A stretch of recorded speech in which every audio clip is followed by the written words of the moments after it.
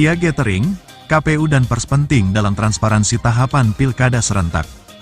Probolinggo CB News Indonesia, sinergitas dan kolaborasi antara Komisi Pemilihan Umum KPU dan Pers sangat penting dalam transparansi seluruh tahapan pemilihan gubernur dan pemilihan wali kota Pilwali serentak 2024 yang akan digelar tanggal 27 November tahun 2024 mendatang. Saudara, kita berproses, ada satu kewajiban yang tidak dibatasi oleh waktu, yaitu sosialisasi pendidikan pemilih.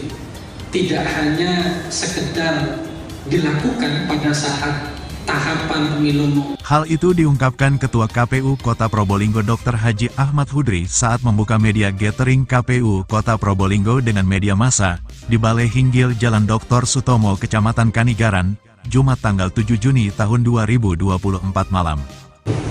Di antaranya adalah menjalin relasi dengan semua stakeholder, termasuk dengan para pegiat media, baik media sosial maupun media massa, teman-teman. Tanpa adanya peranan media informasi terkait kepemiluan pilkada, tidak akan tersampaikan ke masyarakat, jelas Hudri.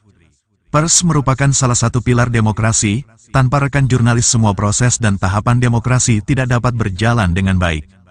Hudri berharap, etika jurnalistik dapat terus diterapkan terutama dalam melakukan cek and recheck terhadap suatu isu pemberitaan. Ia juga mendorong keseimbangan informasi terhadap upaya KPU dalam pelaksanaan pilkada.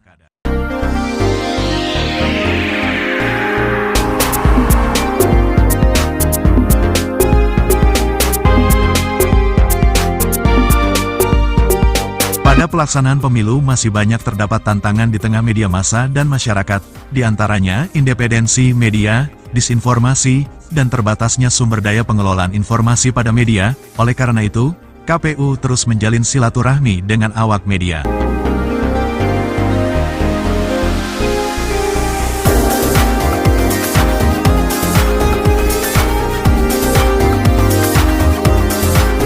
Kolaborasi dengan media ini sangat membantu sekali untuk kami, dan sebagai transparansi dari setiap tahapan pemilu ataupun pilkada, jelas Hudri. Mamat Abdullah dan Gogon Harum, koresponden CB News Indonesia mengabarkan dari Kota Probolinggo, Jawa Timur. Ya, jadi yang paling penting itu kan silaturahim ya. Karena bagaimanapun juga KPU sebagai institusi penyelenggara pemilu itu wajib hukumnya untuk membangun relationship dengan semua pihak tanpa terkecuali. Nah, jadi termasuk insan media, teman-teman jurnalis. Sehingga ketika relasi itu terbangun dengan baik, maka segala hal yang menjadi tujuan, terutama tujuan KPU sebagai penyelenggara yang berkualitas dan berintegritas itu dapat tercapai berkat dorongan dari semua kalangan, termasuk teman-teman jurnalis begitu. Jadi saling bersinergi, ya itu yang paling penting gitu ya. Jadi KPU tidak bisa berjalan sendiri. KPU tidak akan meraih kesuksesan hanya mengandalkan kekuatannya sendiri, tapi kita butuh dukungan, kekuatan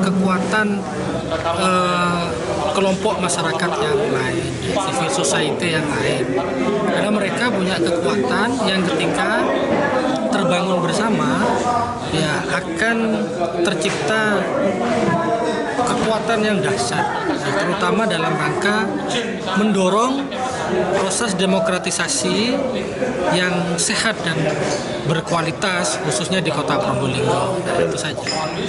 Utamanya untuk golput ya?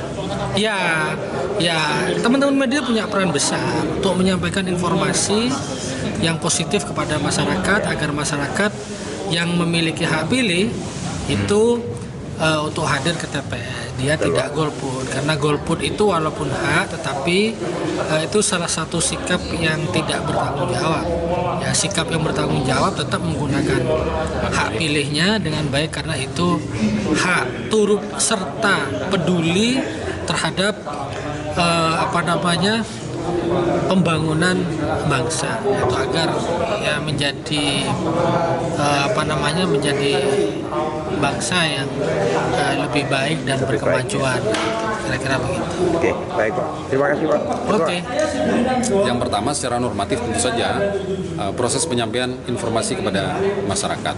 Kemudian yang kedua, salah satu yang mempengaruhi itu adalah antusiasme. Nah, ini sebetulnya ada kaitan dengan sosialisasi tadi. Tapi yang paling penting di antara indikator itu atau variabel itu maksud kami itu jenis pemilihannya. Nah, pemilu itu rata-rata itu lebih tinggi daripada pilkada karena ada faktor jenis pemilu di antaranya itu adalah pemilihan presiden. Itu yang justru antusiasme masyarakat cukup tinggi kalau saat pilpres itu. Bahkan ada yang bilang kalau kemarin pemilu dan pileg dengan pilpres itu justru lebih tinggi pilpresnya, dan itu terjadi di Kota Probolinggo. Nah, kenapa kalau pilkada itu lebih kecil? Kami sebetulnya belum melakukan penelitian empirik soal itu. Tapi kalau misalnya bicara 2018, itu saat itu kan salah satu faktornya adalah tidak ada incumbent yang maju ya.